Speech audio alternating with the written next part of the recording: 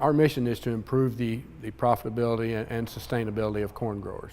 So with that, we're working on trade issues, biotechnology issues, and our association has always been grassroots driven. Our states do policy work every year.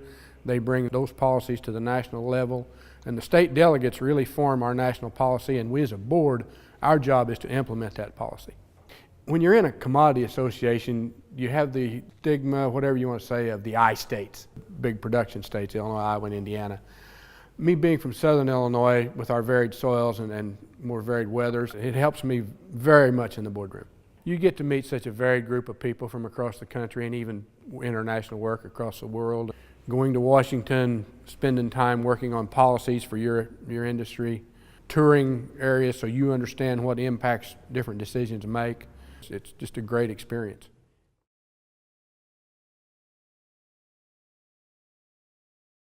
Obviously, we just got a farm bill passed, which has been a major challenge in itself, just to make sure producers had the certainty of knowing how the farm programs are going to work. One we're dealing with right now is foreign trade.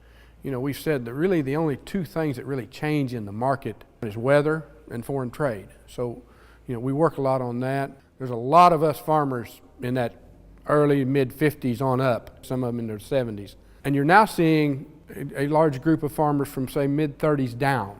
But if you look at that age gap in between there, there's not a lot of people farming, because farming wasn't very profitable during that era that they were growing up, and they're gone.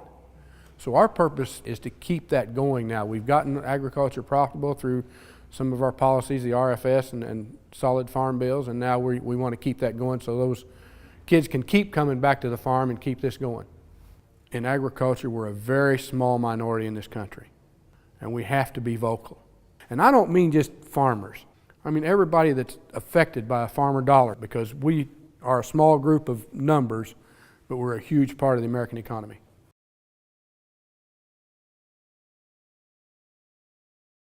We are absolutely thrilled with the Farm Bill, the way it got passed. NCGA had been very instrumental in proposing many of the concepts that actually got turned into legislation. So we were just thrilled with the way it came out. I think the biggest concern was simply not knowing. You know, we've had some trade issues that have kind of hurt our markets a little bit. You know, we kind of got a little used to $6 and $7 corn, and now we're going to operate with hopefully $4 and $5 corn, but I think we still will be profitable and we'll cut our expenses and make it work.